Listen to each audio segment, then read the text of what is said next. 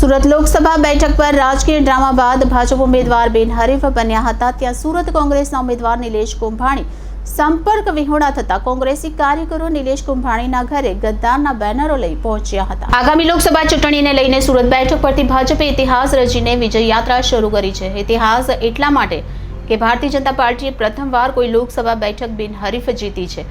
કોંગ્રેસી ઉમેદવારનું ફોર્મ રદ થયા બાદ ભાજપ સિવાયના તમામ ઉમેદવારોએ પોતાના ફોર્મ પરત ખેંચી લીધા હતા અને ભાજપના ઉમેદવાર મુકેશ દલાલની જીત થઈ હતી।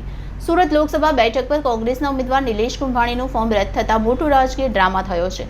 નિલેશ કુંભાણી અને તેના ડમી ઉમેદવાર સુરેશ પટસાણાનું ફોર્મ રદ થયા બાદ અપક્ષ સહિત નાની પાર્ટીના 8 ઉમેદવારોએ પણ ગઈકાલે ફોર્મ પાછું ખેંચ્યું હતું। જોકે હવે નિલેશ કુંભાણી સંપર્ક વિહોણા બનતા કોંગ્રેસમાં ભારે રોષ ફાટી નીકળ્યો છે। આજે કુંભાણીના ઘરે સવારે કોંગ્રેસના કાર્યકરો પહોંચ્યા હતા અને ઘરના દરવાજા પર જનતાનો ગદ્દાર લોકશાહીનો હત્યારો લખેલા બેનરો લગાવ્યા હતા।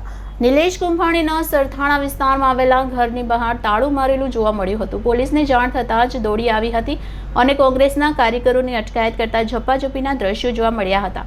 કોંગી નેતાએ જણાવ્યું હતું કે નિલેશ કુંભાણીનો માત્ર રાજકીય જ નહીં સામાજિક બહિષ્કાર થવો જોઈએ।